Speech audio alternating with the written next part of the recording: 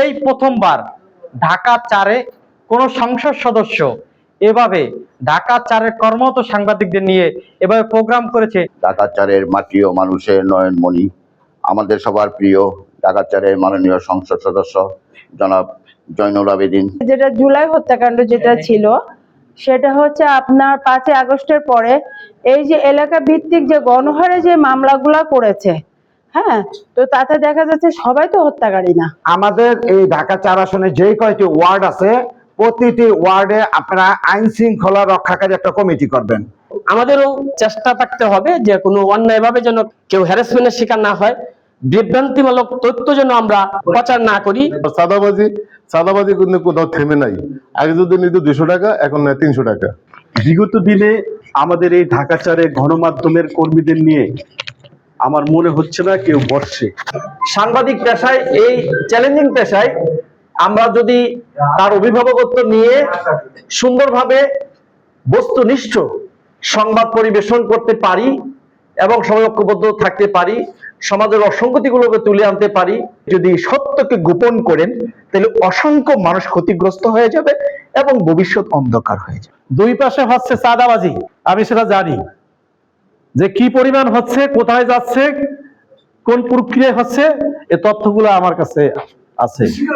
এই এলাকাটি একটি গুরুত্বপূর্ণ একটি ক্রাইম জোন।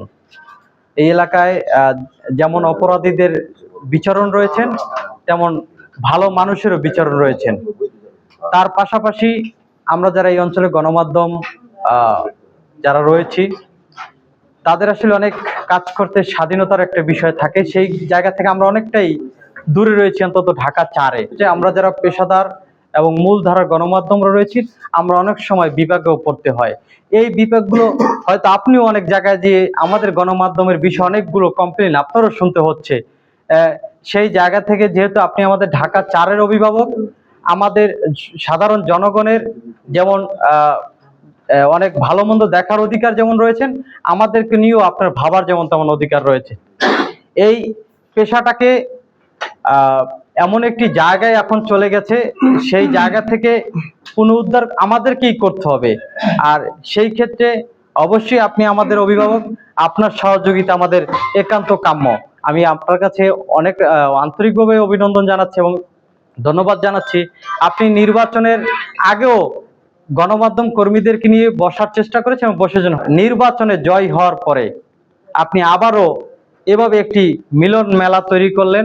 আমাদের দুঃখের এবং সুখের কথা শোনার জন্য আপনি আগ্রহ প্রকাশ করেছেন, এর জন্য আমি ধন্যবাদ জানাচ্ছি। এই প্রথমবার ঢাকা 4-এ কোন সংসদ সদস্য এভাবে ঢাকা 4-এর কর্মরত সাংবাদিকদের নিয়ে এভাবে প্রোগ্রাম করেছে। ঢাকা 4-এ তিনি সাংবাদিকদের দুঃখের এবং সুখের কথা শোনার জন্য আগ্রহ প্রকাশ করলেন। আসলে এটা ধন্যবাদ দিয়ে আসলে শেষ করা যাবে না এই কথা।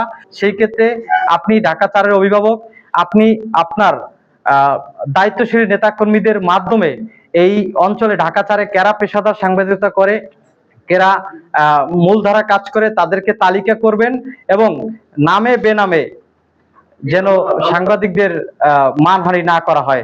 ঢাকা 4-এর মাটি ও মানুষের নয়নমণি, আমাদের সবার প্রিয় ঢাকা 4-এর মাননীয় সংসদ সদস্য জনাব জয়নুল আবেদিন। উপস্থিত জুরানে বসবাসরত আমার সহকর্মী সাংবাদিক ভাই ও বোনেরা, উপস্থিত এলাকাবাসী, রাজনীতিবিদ সবাইকে জানাই আন্তরিক অভিনন্দন, শুভেচ্ছা ও সালাম। আমি জহিরুল আলম পিলু, সভাপতি ঢাকা জার্নালিস্ট অ্যাসোসিয়েশন, সাংবাদিকতা করি দৈনিক আজকের পত্রিকায়। আমি খুবই আনন্দিত এমপি সাহেবের এই অনুষ্ঠানে উপস্থিত থাকতে পেরে। মাননীয় আমাদের প্রিয় এমপি সাহেব জয়নুল আবেদিন সাহেবের কাছে আমাদের সবার অনুরোধ থাকবে, এই এলাকায় অনেক সরকারি জায়গা আছে, সেখানে থেকে আমাদের যেন অফিস করার জন্য জায়গার ব্যবস্থা করেন। আমি বিনীতভাবে এই অনুরোধ করছি। সকলকে ধন্যবাদ। আসসালামু আলাইকুম। মাননীয় সংসদ সদস্যের কাছে আমাদের সাংবাদিকদের পক্ষ থেকে কিছু অনুরোধ থাকবে। সাংবাদিকের অ্যাকচুয়ালি শত্রু হচ্ছে অসৎ লোক, যারা মাদক, ভূমিদস্যু, অস্ত্র, বিভিন্ন ক্রাইমে জড়িত। এর বিপক্ষে যদি সাংবাদিকেরা যায়, তখনই সাংবাদিকের শত্রু বেড়ে যায়। যদি কেউ দুর্নীতি করে, সেটা সরকারি প্রতিষ্ঠান হোক, সেখানে যদি সংবাদ প্রকাশ করতে যায়, সেখানে শত্রুতা সৃষ্টি হয়। তখন আমরা ইতিমধ্যে দেখেছি আমাদের ঢাকা চাইরে যে সরকারি প্রতিষ্ঠানগুলি আছে, আমাদের সংসদ সদস্যর সাথে তারা মত বিনিয়োগ করছে, আবার তাদের সরকারি প্রতিষ্ঠানে আমরা নিউজ সংবাদ সংগ্রহগত হেনস্থার শিকার হয়েছি। যাই হোক, আমাদের একটা অনুরোধ থাকবে সংসদ সদস্যের কাছে এবং তার কর্মীদের কাছে, আমরা যদি কোথাও সংবাদ প্রকাশ করতে যাই, আমাদের বিরুদ্ধে যদি আপনাদের কাছে কোনো অভিযোগ আসে, একটু যাচাই বাছাই করবেন, আমাদেরকে ডাকবেন যে আমরা কি পারপাসে সংবাদ প্রকাশ করতে গেছি ঢাকা চাইরে, আমাদের কাছে কি ডকুমেন্টস আছে, কি সততা আছে। দেখা গেছে যে এখানে আপনাদের সংসদ সদস্যরা আমরা দোষ দেব না, অনেকে আইসা একতরফা কথা বলে একজনের উপরে করে দেয়, আর কি বলে উস্কানিমূলক করে দেয়। অনেক সময় দেখা গেছে থানা পুলিশকে করে যে আমার লোকগুলি সাংবাদিক ডিস্টার্ব করতেছে। তাই সংসদ সদস্যের কাছে একটা অনুরোধ থাকবে যে আপনি সহ আপনার দলের যত নেতা কর্মী আছে, আমরা সাংবাদিকরা কোথাও যদি সংবাদ প্রকাশ করতে যাই, সেখানে যদি কারো কোনো অভিযোগ থাকে আপনাকে বলে আমাদেরকে ডাকবেন, আমরা একেবারে তথ্য আমাদের কাছে যা আছে তা সহ আমরা আপনার কাছে উপস্থাপনা করব। যদি আমাদের সাংবাদিকদের তথ্যে কোনো ভুল থাকে, আমি মনে করি যে সাংবাদিকদের বিরুদ্ধে আইন আছে, সে আইনে আপনার যদি আপনার কর্মী, আপনার জনগণ, আপনার এলাকার লোকের সাংবাদিক দ্বারা ক্ষতি হয়, সে ব্যবস্থা আপনি নিতে পারবেন। কিন্তু সেই জিনিসটা যাচাই বাছাই করার জন্য সংসদ সদস্যের কাছে আমাদেরকে অনুরোধ থাকবে, এবং আমাদেরও যারা সাংবাদিক আছে বিনা অপরাধে কাউকে হয়রানি করার না জন্য অনুরোধ জানাচ্ছি। আমরা যখন সংবাদ সংগ্রহ করতে যাই, আমাদের উপরে অনেক সময় হামলা এবং মিথ্যা অভিযোগ আসে, এটা সকলেই আমরা জানি। তারপর আমরা যেহেতু এমপি মহোদয় ইলেকশনের আগে আমাদেরকে ডাকছেন, আমরা মত বিনিময়ে তার সাথে আমরা ছিলাম, এবং ইলেকশন সে বিজয় হয়েছে, তারপরও ডাকছে, আমরা আসি। আমাদের একটাই দাবি থাকবে, এখানে স্থানীয় যারা সাংবাদিকতা করি, এখানে Shyampur press club, Jurain press club আছে এবং এর সাথে অনেকেই জড়িত আছে। আপনি যদি পারেন আমাদের জন্য, মানে সকল সাংবাদিকদের জন্য একটা স্থায়ী বসার ব্যবস্থা করে দিতে পারেন। বিগত সময় যাদেরকে বলছি তারা আশ্বাস দিয়েছে কিন্তু কার্যকারিতা করে নাই। তা আমরা জানি আপনি ভালো মনের মানুষ এবং আপনার সাংবাদিক বান্ধব, এই হিসাবে আপনার কাছে আমাদের সকলের পক্ষ থেকে দাবি রাখলাম। আর আমরা দেখেন, আমরা শুধু কিন্তু কারোকে ডিস্টার্ব করি না, কোনো অনিয়ম পাইলেই কিন্তু তথ্য সংগ্রহ করি, এটা আপনারা অবশ্যই জানেন। এই তথ্য যখন আইনে যখন নিউজ করি, অনেক সময় পিস্তলের ভয় দেখায়, অনেক সময় মাইরে ফেলানোর ভয় দেখায়। কারণ দেখেন, যে অপরাধী সে তো এগুলো করবি, আপনি নিজেও জানেন। এই যে রেল গেটে যে বাবা বিক্রি হয় ওপেনে, ওখানে জানেন অস্ত্র সহ কিন্তু পয়সা থাকে। এখন এই নিউজ যদি আমরা করতে যাই, আসলে আমার মনে হয় না যে আমরা এটাকে যাইতে পারবো, ঠিক কিনা সাংবাদিক ভাইয়েরা? এরকম অনেক বিষয় আছে, তা আমরা সবকিছু বলতে চাই না, আপনারা এগুলা জানেন। তা আমরা সকলের পক্ষ থেকে দাবি জানাই, অন্ততপক্ষে আমাদের বসার একটা ব্যবস্থা। আপনি যদি যেহেতু অনেক খালি জায়গা আছে, সরকারি অনেক জায়গা আছে, এখান থেকে আপনি দিয়েন, আমরা দরখাস্ত আপনারা দিলাম, আমরা দেখাই দিলাম, আপনি আপনার যতটুকু সাধ্যগুলো আপনারা দিয়েন। যেটা জুলাই হত্যাকাণ্ড যেটা ছিল, সেটা হচ্ছে আপনার 5ই আগস্টের পরে এই যে এলাকা ভিত্তিক যে গণহারে যে মামলাগুলা করেছে, হ্যাঁ, তো তাতে দেখা যাচ্ছে সবাই তো হত্যাকারী না। হ্যাঁ, তো এগুলো তো সামাজিক একটা খুব ডিপ্রেশনে মানুষগুলা ভোগা। এই যে 200, 250, 300 মানুষের এই যে মামলা দিয়া, তাদের পরিবারগুলো কিন্তু কষ্টে রয়েছে। আমি নিজে দেখেছি, অনেক ইনভেস্টিগেশন আমি গিয়েছি, দেখেছি। হ্যাঁ, এর অনেক কিছু আমি খুব মানে ভালো মতো আমার আইডিয়া আছে। তো এইটার বিষয় আপনি প্লিজ একটু দেখবেন, কারণ অনেক পরিবার কিন্তু এই মামলাগুলো নিয়ে অনেক কষ্টে আছে তারা। হ্যাঁ, কারণ কি সবাই কিন্তু আপনার হত্যাকারী না। একজন মার্ডার হচ্ছে যাত্রাবাড়ি, দেখা যাচ্ছে কদমতলী থানায় দিয়েছে, দিয়ে তার আরো 200, 250 আরো অগণিত আছে। তো এগুলো করেছে, দেখা যাচ্ছে এককালীন আওয়ামী লীগের সময় যারা খেয়েছে তারা বিএনপিতে এসেছে, তারা আবার বিএনপির এখন মানে সাধু সাজতেছে, তারাই বসে মামলা করতেছে অফিসে বসে। এই লিস্টগুলা শেখ হাসিনা বিগত প্রধানমন্ত্রী শেখ হাসিনা যাওয়ার পরে তারা এগুলা করেছে, আমি এগুলো অনেকগুলো দেখেছি। তো এগুলা হচ্ছে এই যে সামাজিক যে মানুষ হয়রানি করা, তারা তো এই এলাকার ভোট নিয়ে তারা করতেছে, তারা আওয়ামী লীগও খাচ্ছে, বিএনপিও খাচ্ছে, জামাতও খাচ্ছে, আবার তারা মানুষকে হয়রানিও করছে। তাহলে তো এলাকায় সেই মানুষগুলো বাস করতে পারবে না, তাই না? তো এগুলো তো খুব খারাপ। প্লিজ আপনি এটা কাইন্ডলি দেখবেন এবং সংসদে এটা উপস্থাপন করবেন, এটা আমার পার্সোনালি রিকোয়েস্ট। আমাদের কদমতলী থানায় বসবাসরত যারা সাংবাদিকরা আছেন, এদের মধ্যে অনেক সাংবাদিক আমি নির্বাচনের পরে নতুন ভাবে ক্রিয়েট হতে দেখছি। আমি আমার এলাকাটার কথাই বলি, যারা আগে একটা রাজনৈতিক পরিচয় চলতো তারা এখন একটা কার্ড হোল্ড করতেছে, কোনোভাবে কৌশলে তারা কার্ডটা নিছে এবং ফেসবুকে তারা বিভিন্ন রকম প্রোপাগান্ডা ছড়াচ্ছে। বিশেষ করে আপনি এবং আপনার পরিবার এবং সরকার দলকে নিয়েও তারা বিভিন্ন রকম ঝগড়া সৃষ্টির জন্য এআই দিয়ে বিভিন্ন ফুটেজ তৈরি করে, বিভিন্ন জিনিস তৈরি করে এর একটা বিশৃঙ্খলা সৃষ্টি করার চেষ্টা করতেছে। এবং আমার যতটুকু জানি এটা আপনার নলেজেও আছে, এই বিষয়টা নিয়ে আপনি এর আগে একবার হয়তো আলোচনা করছিলেন। তো এই যে নতুন সাংবাদিক যারা উদ্বুদ্ধ হইল, এদেরকে আমরা একটা রাজনৈতিক পরিচয় আগে চিনতাম, এখন তারা নতুনভাবে সাংবাদিকতা আসছে এবং তারা আমাদের উপর একটা প্রভাব বিস্তার করার চেষ্টা করে। যেরকম আমরা কখনো যদি কোনো দুর্নীতি বা অনিয়ম নিয়ে আমরা যখন কোনো কিছু করি, তখন তারা তদবিরের জন্য চলে আসে কোনো একটা রাজনৈতিক দলের পরিচয় এবং আমাদেরকে প্রভাব বিস্তার করার চেষ্টা করে এবং প্রশাসনের মাধ্যমেও আমাদেরকে হয়রানি করার চেষ্টা করে। এখানে অনেকেই আছে ভুক্তভোগী, হয়তো তাদের কথা তারা বলবে, যেটা আমি অবজার্ভ করছি এটা আপনার কনসার্নে আমি দিলাম। এটা আমার প্রথম বিষয়। দ্বিতীয় বিষয় হচ্ছে যে আমরা যে নিরাপত্তাহীনতায় ভুগি, আমাদের সুরক্ষা আপনার কি করণীয় আছে। আরেকটা বিষয় হচ্ছে যে আপনি বিরোধী দল থেকে আপনি এখানে এমপি হয়েছেন, আপনি হয়তো উন্নয়ন করতে গেলে অনেক সময় অনেক ধরনের বাধার সম্মুখীন হতে পারেন, কিন্তু নাগরিক স্বার্থে আপনি সেটা করতে যান। তো সেখানে কোনো সমস্যা ফেস করলে আমরা যারা গণমাধ্যম কর্মী আছি, আমরা তো রাষ্ট্র এবং জনগণের জন্যই কাজ করি, আমাদেরকে যদি তাৎক্ষণিক অবহিত করেন তাহলে আমরা সে ব্যাপারে যদি লিখি তাহলে এই সমস্যাটা আপনার অনেক সহজ হয়ে যায়, আপনার কাজটা আপনি আরো ত্বরান্বিত হয়। একটা বিষয় শুধু আমি বলবো, এটা হলো আমাদের এই ঢাকা 4 আসনে যে কয়টি ওয়ার্ড আছে, প্রতিটি ওয়ার্ডে আপনারা আইন শৃঙ্খলা রক্ষাকারী একটা কমিটি করবেন এবং ওই কমিটিতে অবশ্যই 2 জন করে সাংবাদিক থাকতে হবে। আমরা যদি সবাই ঐক্যবদ্ধ ভাবে এতগুলো সাংবাদিক আমরা যদি একসাথে কাজ করি, আমি মনে করি ঢাকার অর্ধেক কাজ সত্য আমরা উদ্ঘাটন করতে পারবো। আশা করি আমরা সবাই সেই চেষ্টায় থাকবো। আর আমরা যদি কেউ অন্যায়ভাবে নিগৃহীত হই, তাহলে সেটার পাশে আমি অন্তত রিদওয়ান আবিদ চৌধুরী দাঁড়াবো। আমাদেরও চেষ্টা থাকতে হবে যে কোনো অন্যায়ভাবে যেন কেউ হ্যারাসমেন্টের শিকার না হয়, বিভ্রান্তিমূলক তথ্য যেন আমরা প্রচার না করি, পরিবেশন না করি, এই দিকটা আমরা লক্ষ্য রাখবো। সততার সাথে, সত্যের সাথে যদি থাকি, জয় আমাদের হবে ইনশাল্লাহ। আপনারা সবাই ভালো থাকবেন, সুস্থ থাকবেন। ধন্যবাদ, আল্লাহ হাফেজ। মাননীয় সংসদ সদস্য সহ জামাত ইসলামের সংগঠন যারা আছেন তাদেরকে ধন্যবাদ জানাই। এজন্য এই এলাকায় আমরা দীর্ঘদিন ধরে সাংবাদিকতা করে আসছি। যখন জয়নুল ভাই একটা চাইনিজ রেস্টুরেন্টে আমাদেরকে ডেকেছেন প্রথম, আমরা তখন অনেকে হয়তো ভাইকে চিনে না, অনেকে চিনছে, অনেকে অনেক কথাই বলেছে। তারপর উনি একমাত্র আমাদেরকে ডেকেছে। নির্বাচনের পর আপনি যে আমাদেরকে ভুলেন না, সেজন্য আবার আপনাদেরকে ধন্যবাদ জানাই। আসলে যে যাই বলুক, আমরা কিন্তু অনেক কষ্ট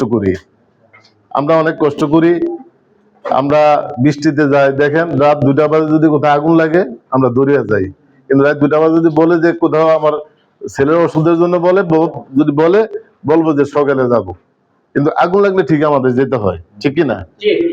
তো এরকম ভাবে যদি শুনি যে কোথাও কারো কোনো অ্যাক্সিডেন্ট করছে বা গোলাগুলি হচ্ছে, সেখানে আমাদের যেতে হয়।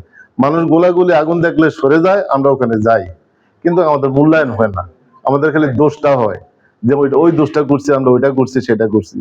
তো আপনাদেরকে আমরা এই যারা এই হাউজে আছে, সত্যিকারী অর্থে ভালো মতো বিবেচনা করে দেখবেন যে আমরা অনেক কষ্ট করি, সে কষ্ট অনুপাতে এখানে আমরা কোনো পরিশ্রম আমরা তেমন পাই নাই। তা আমরা যে বারবার যে একটা কথা বলে আসছে, এটা আমি আবার রিপিট করলাম, আপনি আমাদের জায়গা যদি ব্যবস্থা করতে পারেন, এটা আপনার জন্য একটা দৃষ্টান্ত থেকে যাবে। আরেকটা দৃষ্টান্ত থাকবে, যদি আরেকটু পারেন আমাদের যদি আবাসিক কোন ব্যবস্থা করতে, তো আরেকটা একদম বড় ধরনের দৃষ্টান্ত থাকবে। যদি আমাদের যারা সাংবাদিক আছে, আপনি যে তালিকা তৈরি করে যে আমাদের একটা আবাসিক ব্যবস্থা করতে পারেন, হ্যাঁ, যেমন মিরপুর সাংবাদিক আছে, হ্যাঁ, তো সেরকম যে আপনি করেন, এটা কিন্তু একটা দৃষ্টান্ত সারা বাংলাদেশে কিন্তু নাই। এই দৃষ্টান্তটা আপনার মাধ্যমে আমরা চাই। আরেকটা বিষয় হলো ফুটপাত বিষয়ে যে বিষয়গুলো আমরা দেখছি যে সরকার চেষ্টা করছে, কিন্তু কেন জানি দেখতেছি যে আস্তে আস্তে এটা সরকার এটা থেকে পিছু হচ্ছে। তো এই বিষয়ে আবার চাঁদাবাজি কিন্তু কোথাও থেমে নাই। আগে যদি নিত 200 টাকা, এখন নেয় 300 টাকা, বলে দেয় যে যদি নাম বলো তাহলে ঢাকা শহর থেকে আউট করে দেবো। তো এই ধরনের কারা চাঁদাবাজি করে, এই তাদের নাম আপনারা আমাদেরকে যদি বলেন, আমরা আপনাদেরকে সহযোগিতা করব। আপনারাও দেখবেন, পুলিশ ডিপার্টমেন্ট আছে সেটা দেখবেন, এটা আপনার ব্যবস্থা করবেন। আরেকটা বিষয়, আপনার দৃষ্টান্ত স্থাপনের জন্য আমার 2টা আবেদন, একটা জায়গা আর আমাদের আবাসিক ব্যবস্থা। আমরা কিন্তু খুবই অবহেলিত। ঢাকা 4-এর অন্যতম জনপ্রতিনিধি, নির্বাচিত জনগণের ভোটে নির্বাচিত এমপি সৈয়দ মোহাম্মদ জয়নাল আবেদিন ভাই আজকের এই চমৎকার অনুষ্ঠানের আয়োজন করেছেন। আমাকে উনি মেসেজ দিয়েছেন, আমিও ওনার সাথে কথা বলছি। বিগত দিনে আমাদের এই ঢাকা 4-এ গণমাধ্যমের কর্মীদের নিয়ে আমার মনে হচ্ছে না কেউ বসছে। ইন্ডিভিজুয়ালি অনেকেই ডাকছে, অনেক সময় অনেক এমপিরা অনেকেই ডেকেছে, আমরা গিয়েছি, কিন্তু সত্যিকার অর্থে আমরা সেই সংখ্যাই চাইনি। যে যখন আমরা তাকে প্রশ্ন করেছিলাম যে আপনি নির্বাচনে দাঁড়াবেন, এই এলাকার জন্য কি করছেন, কি করবেন, আমি সেই কথাটা বলেছিলাম। আজকে খুব চমৎকার একটি অনুষ্ঠানের আয়োজন করেছে। যেহেতু আমিও তার প্রতিদ্বন্দ্বী প্রার্থী ছিলাম ঢাকা 4 থেকে, আমি তাকে অভিনন্দন জানাই যে গণমাধ্যমের কর্মীরা যে তার জীবনটা হাতে নিয়ে তারা এই তথ্য সংগ্রহ করার জন্য মাঠে ঘাটে সবসময় দৌড়ায়। যখন একজন এমপি আমাদের ঢাকা 4-এর 3,62,000 প্লাস জনগণের ভোটে আপনি পাশ হয়েছেন, আপনি শুধু সাংবাদিক না, পুরো এলাকার জনগণের আপনি দায়িত্ব নিয়েছেন, আপনি অভিভাবক। আপনার কাছে আমারও কিছু আর্জি থাকবে যে আজকে যারা সাংবাদিকরা আপনার ডাকে সাড়া দিয়েছে, ওনারা যা চেয়েছে, আপনার যদি সম্ভব হয় ইনশাল্লাহ আপনি একত্রতা ঘোষণা করেন। আমি সাহেল আহমেদ সোহেল, আমিও আপনার সাথে কাজ করব, একত্রতা ঘোষণা করছি এবং আমাদের ঢাকা 4-এর সকল সাংবাদিকদেরকে নিয়ে আমরা আরো সুন্দর কিছু গঠন করব। ঢাকা 4-এর এমপি মহোদয় সৈয়দ জয়নাল আবেদিন ভাই, উনি অত্যন্ত আন্তরিক, বিশেষ করে অধিকার হারা মানুষের অধিকার ফিরে দেওয়ার জন্য খুবই আন্তরিক। সাংবাদিক পেশায়, এই চ্যালেঞ্জিং পেশায় আমরা যদি তার অভিভাবকত্ব নিয়ে সুন্দরভাবে বস্তুনিষ্ঠ সংবাদ পরিবেশন করতে পারি এবং সময়বদ্ধ থাকতে পারি, সমাজের অসঙ্গতিগুলোকে তুলে আনতে পারি, তাহলে ওই যে একটা ভয়, একটা টেনশন কাজ করে এই রিপোর্টটা করলে না জানি আবার কি হয়, ওই ভয়টা তখন 100% দূর হয়ে যাবে ইনশাআল্লাহ। আমি অনুরোধ করব যে আপনারা আপনাদের অবস্থান থেকে আপনার পেশাদারিত্ব, আমরা প্রত্যেকে একটা আইডিওলজি ক্যারি করি, কেউ না কেউ কোনো আইডিওলজি আমরা ক্যারি করি, কিন্তু যখন আমার কলম চলবে তখন আইডিওলজির উপর ডিপেন্ড করবে না, তখন আমার দায়িত্ব থাকবে সত্যকে প্রকাশ করা। এটা আমার বিপক্ষেও যদি যায়, এবং বাংলাদেশ জামাত ইসলামী এবং এমপি মহোদয় আছেন, আমাদের মেসেজ হচ্ছে আপনাদের কাছে এটাই, যদি আমরাও একটা অন্যায় করে থাকি তাহলে আপনি লিখবেন, কিন্তু আপনি একটা থ্রেট মনে করে যদি সত্যকে গোপন করেন তাহলে অসংখ্য মানুষ ক্ষতিগ্রস্ত হয়ে যাবে এবং ভবিষ্যৎ অন্ধকার হয়ে যাবে। এই জন্য আপনাদের কাছে এটা অনুরোধ থাকবে। এমপি মহোদয় পাশ করার পর আপনি জানেন যে আমরা পরিষ্কার পরিচ্ছন্নতা কর্মীর সাথে বসার চেষ্টা করেছি এবং তারাও যে সমাজের মানুষ, আমরা তাদেরকে মূল্যায়ন করার চেষ্টা করেছি। আমরা সিটি কর্পোরেশনের 4র্থ শ্রেণী কর্মচারী, 3য় শ্রেণী কর্মচারী, তাদেরকে বসানোর চেষ্টা করছে, তাদের কথাগুলো শোনার চেষ্টা করেছে যে প্রবলেমটা কোথায়। তো আপনাদের আজকে কথা বলে আমরা ফিল করছি এত বছর, এত এমপি, এত জনপ্রতিনিধি থাকার পরও আপনাদের জন্য আজ পর্যন্ত একটা জায়গা বসার জায়গা হয় নাই, কিন্তু তারা তাদের জীবন পরিবর্তন করার জন্য অনেক কিছু করেছে এখানে।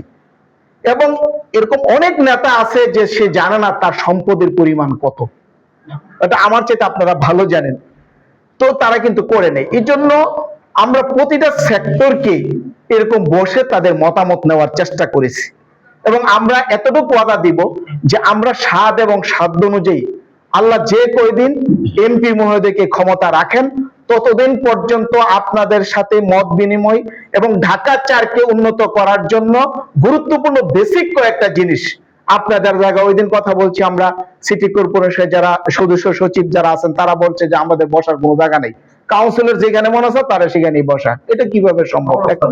এটা ইজ ইট পসিবল বলেন? চতুর্থ শ্রেণী যারা ওই যে সিটি কর্পোরেশন লেবার যারা কাজ করে, তাদের কোনো এই এলাকার কোনো আইডেন্টি যে কে কাজ করে আর কে কাজ করে না, কে ময়লা পরিষ্কার করে না, এর কোনো তালিকা নাই। এবং এই সার্ভিস গুলো আপনি কোথায় পাবেন সেটাও জানবেন না। সদস্য সচিব বললো আরেকজনকে, বললো আরেকজন। আমরা ওই দিন প্ল্যান করেছি সিটি কর্পোরেশন সার্ভিস আছে, আমরা ঢাকা 4-এর ভিতরে একটা অফিস করার পরিকল্পনা আমরা অলরেডি ডিউ লেটার তৈরি করেছি। আমরা প্রশাসক মহোদয়ের কাছে দিব যে এই এলাকায় একটা অফিস যাতে থাকে, মানুষ তার প্রবলেমের কথাটা বলতে পারে, সলভ হোক অথবা না হোক। আমরা ইনশাল্লাহ আমার শেষ কথা বলে শেষ করে দিব যে আপনাদের সাথে 1 মাস হোক, 2 মাস হোক, 3 মাস পর পর হলো আমরা নিয়মিত এই মিটিংটা কন্টিনিউ করার চেষ্টা করব। তবে আপনাদের যে প্রথম দাবিটা এটা হচ্ছে যে একটা বসার যে ব্যবস্থা, আমার বিশ্বাস যে আপনারা যদি আমাদেরকে সহযোগিতা করেন যে কোথায় কোথায় জায়গা আছে অনেক মানুষ দখল করে আছে, এটা আপনাদের কাছে খবর আছে, কারণ আমরা এলাকাতে এগুলো খুঁজে বেড়াইনি, আপনারা এগুলো বেরিয়েছেন, সে তো আপনাদের কাছে নিউজ আছে। আপনারা আমাদেরকে সহযোগিতা করেন, অবশ্যই ইনশাআল্লাহ আমরা এমপি মহোদয়ের মাধ্যমে সে জায়গার ব্যবস্থা করবো ইনশাআল্লাহ। আপনাদের যে এই মহান পেশা, এটা অনেক একটা বড় একটা গুরুত্বপূর্ণ দায়িত্ব নিয়ে আপনারা এই ময়দানে চলছেন। আপনাদের জীবনের ঝুঁকি আছে একদিকে, অন্যদিকে রাত নাই, দিন নাই, খাওয়া নাই, পড়া নাই, এই দায়িত্ব পালন করতে হয়। এটা বলছি, যদি আপনি দায়িত্বর প্রতি সচেতন হন, তাহলে কিন্তু আপনাদের এই দায়িত্বটা এমন যে ঢাকা 4-এর কথাই মনে করেন, সারা বাংলাদেশ বাদ দিলাম, কোনো না কোনো দুর্ঘটনা কোন মানে রাতে দিনে হচ্ছে, তাই না? আপনারা যখনই আপনার কাছে খবর আসে, এক ভাই যেমনি বললেন যে বাসায় হয়তো অসুস্থ আছে, কিন্তু এই অসুস্থ এবং কোনো একটা সংবাদ যদি পাই, তাহলে আমার কাছে প্রায়োরিটি পাই কোনটা, ওই সংবাদটা। এটাই হচ্ছে মানে প্রফেশনালিজম বলতে যেটা বোঝায়, পেশাদারিত্ব। তো আপনাদের ভিতরে সেই পেশাদারিত্ব কাজ করবে, কাজ করছে, ভবিষ্যতে আরো করবে। এই জন্য আমি আপনাদের জন্য দোয়া করি। মসজিদের একটা কথা বলেছেন যে আসলে বিভিন্ন আইডিওলজির লোক থাকতে পারে। আমি জামাত ইসলামীর লোক, আরেকজন বিএনপি, আরেকজন জাতীয় পার্টি, একজন আওয়ামী লীগ, এরকম বিভিন্ন আদর্শের লোক আছে। কিন্তু আপনারা যে পেশার সাথে জড়িত, যারাই জড়িত, যে আইডিওলজি আপনারা ধারণ করেন না কেন, সেই আইডিওলজির উপরে বিচার করে আপনারা সংবাদ পরিবেশন করতে পারবেন না, তাই না? এটা বিবেকে বাধা দিবে। এই জন্য আমরা মনে করি যারা এই পেশায় আছেন, আপনাদের কলম, আপনাদের বক্তব্য, আপনাদের মুখ সব সময় হকের পক্ষে, সত্যের পক্ষে। এটা হচ্ছে সংবাদ মাধ্যমের, গণমাধ্যমের কর্মী হিসাবে এটা হচ্ছে যে আপনাদের প্রফেশনালিজম। এবং এই প্রফেশনালিজম যদি আপনারা ধরে রাখতে পারেন, তাহলে আপনারা অবশ্যই ভালো করবেন, মনে তৃপ্তি পাবেন। কারণ আপনার কলমের, আপনার লেখার কারণে, বলনের কারণে যদি এরকমের হয় যে একটা নিরপরাধ মানুষ বা এমন একটা সংবাদ পরিবেশন করা হলো যেটা আসলে বস্তুনিষ্ঠ নয়, তখন কিন্তু এটা আপনার হৃদয়ের ভিতরে দাগ কাটবে। সবসময় আপনাকে অপরাধী হিসাবে নিজের কাছে কিন্তু মনে হবে। হ্যাঁ, কারণ যত অপরাধ আছে, যারা অপরাধ করে তারা কিন্তু জানে যে এটা অপরাধ। যদি না জানতো তাহলে সেটা গোপনে করবে কেন, তাই না? সেটা কিন্তু সে তার মনের ভিতরে একটা আঘাত আসে যে আসলে এই কাজটা ঠিক না, কিন্তু তারপরও করে। তা আমি চেষ্টা করবো আমার এন থেকে সর্বোচ্চ যে কোনো একটা জায়গা নির্ধারণ করে সেটার ব্যাপারে তথ্য ও প্রযুক্তি মন্ত্রণালয়, মাননীয় মন্ত্রী আমার খুব পরিচিত, খুব কাছের আর কি, জহিরুদ্দিন স্বপন সাহেব, ওনার সাথে আমি এ ব্যাপারে কথা বলে জায়গার যদি একটা ঠিক হয় তাহলে ডিউ লেটার দিয়ে আমি এ ব্যাপারে সর্বোচ্চ চেষ্টা করবো ইনশাল্লাহ। চাঁদাবাজির কথা আর কি বলবো, আমার মনে হয় এটা সম্পর্কে বেশি না বলে, আমি এই তথ্যগুলো সব আমার নলেজে ছিল না, শুনছি চাঁদাবাজি হয়। চাঁদাবাজিরা যে এত নানা প্রক্রিয়া পদ্ধতিতে হয়, এগুলো আস্তে আস্তে অভিজ্ঞতা অর্জন করতেছি, জানতেছি নানাভাবে হচ্ছে। এগুলাকে আমি বের করে এরপরে কিভাবে এটা বন্ধ করা যায় সেই ওয়ে আউট বের করার জন্য আমি চেষ্টা করতেছি। আপনারা দোয়া করবেন এবং আপনারা সহযোগিতা করবেন এই তথ্যগুলা দিয়ে। কারণ আপনাদের দায়িত্ব শুধু তথ্যগুলো উপস্থাপন করা, তথ্যগুলো আমাকে দিবেন, পাশাপাশি মাঝে মাঝে লিখবেন। আমি জানি আপনাদের সীমাবদ্ধতা আছে, কিছু কিছু ক্ষেত্রে এই তথ্য আপনারা হয়তো মানে আপনাদের ইসে তুলে ধরতে পারবেন না। হ্যাঁ, তবে কিছু কিছু জিনিস তুলে ধরলে আস্তে আস্তে আস্তে আস্তে সাহস হবে। তখন দেখবেন যারা অপরাধী, যারা এদের কিন্তু দুর্বলতা একটা মনের ভিতরে সবসময় কাজ করে, তাই না? যারা অপরাধী এদের দুর্বলতা কিন্তু আছে, শুধুমাত্র জোরে একটা ধাক্কা দিতে পারলেই ওই অপরাধীরা পালিয়ে যাবে। আমি মনে করি, আমি চেষ্টা করতেছি যে এই চাঁদাবাজি যারা করতেছে, যারা মানুষ জুলুমের শিকার, এটাকে যাতে এক পর্যায়ে দূর করা যায়, এই জন্য আমরা আস্তে আস্তে আগাতে হবে। হঠাৎ করে সবগুলো তো আসলে করা যাবে না, যাবে ভাই? দীর্ঘদিনে এই প্র্যাকটিস হয়ে আসছে, দীর্ঘদিনের অনিয়ম, দীর্ঘদিনের জুলুম হয়ে আসছে, এগুলো একদিনে দূর করা যাবে না। অনেক রাস্তা না, রাস্তা কি ইউজ হচ্ছে? কতটুকু রাস্তা? দুই পাশে হচ্ছে চাঁদাবাজি। আমি সেটা জানি যে কি পরিমাণ হচ্ছে, কোথায় যাচ্ছে, কোন প্রক্রিয়া হচ্ছে, এই তথ্যগুলো আমার কাছে আছে। কাজে এটাকে ঠিক করার জন্য আগে রাস্তাটা ঠিক করে দিই, তাহলে এমনিতেই কিছুটা বোধহয় অনায়াসেই কমে যাবে। যে বিসিক আর কি বলবো, বিসিক তো মানে খুবই করুণ অবস্থা আছে, সেটা আপনারা জানেন, আমিও কিছু জানি। আপনাদেরকে অনেক অনেক মোবারকবাদ, আপনারা আমাদের আহ্বানে এসেছেন। সামনের দিকেও আমরা আসব, আপনাদেরকে ডাকবো এবং আপনাদেরকে নিয়ে আরো সুন্দর পরিবেশে আমরা বসবো। তখন আরো এক্সচেঞ্জ ভিউজ হবে, আপনাদের পরামর্শগুলো আরো নিব, সেই আঙ্গিকে এগিয়ে যাওয়ার জন্য চেষ্টা করব। আমার পথ চলায় আপনারা যখন ভুল দেখবেন সরাসরি আমাকে ফোন দিয়ে বলবেন যে এটা ঠিক না, ঠিক আছে, এটা ওপেন আপনাদের জন্য। আর ভালো যদি কিছু কাজ হয় তাহলে সেটাও আবার আপনারা একটু লিখবেন, ঠিক আছে? জি জি, তাহলে সেটাও আপনারা লিখবেন।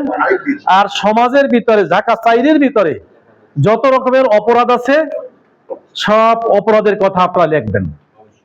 আমিও সেই অপরাধের ব্যাপারে কথা বলি। হ্যাঁ, কথা বলার ক্ষেত্রে কোনো ধরনের কার্পণ্যতা আমি করব না, আমার এন থেকে নাই।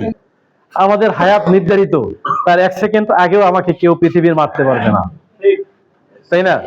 কাজে সেটা এই জন্য যে অন্যায়ের বিরুদ্ধে কথা বলবো না, সেটা দূর করার জন্য চেষ্টা করব না, এটা হবে না। হয়তো বলতে পারেন যে 3 মাসে কি করছেন? 3 মাসে যদি বলি সেই অপরাধগুলো চিহ্নিত হয়েছে, 2-1টা জায়গায় যে কমে নাই এমন না, কারণ জনগণ তো আসে যে ভাই অন্তত এইটা ভালো করছেন, এখানে অন্তত চাঁদাবাজিটা এখন হচ্ছে না। কিছু কিছু জায়গা থেকে আমার কাছে আসে, আমি ঠিক বলতে পারি না যে হচ্ছে কিনা, কিন্তু অন্য হিসাব বলে যে ভাই ওইখানে চাঁদাবাজিটা অন্তত বন্ধ করছেন। হ্যাঁ, যাই হোক, আপনাদেরকে মোবারকবাদ। আপনাদের পরিবার পরিজন সবাইকে আমার পক্ষ থেকে সালাম দিবেন। আর আমার কাছে সবাই সমান। ওই এক ভাই বলেছেন, আমি যেদিন এমপি নির্বাচিত হয়েছি তার পরের দিন আমি বলেছি আমি জামাত ইসলামের এমপি না, আমি হচ্ছে ঢাকা-4-এর প্রায় 10 লক্ষ জনগণের এমপি। সুতরাং এই 10 লক্ষ জনগণ আমার কাছে এখন সমান।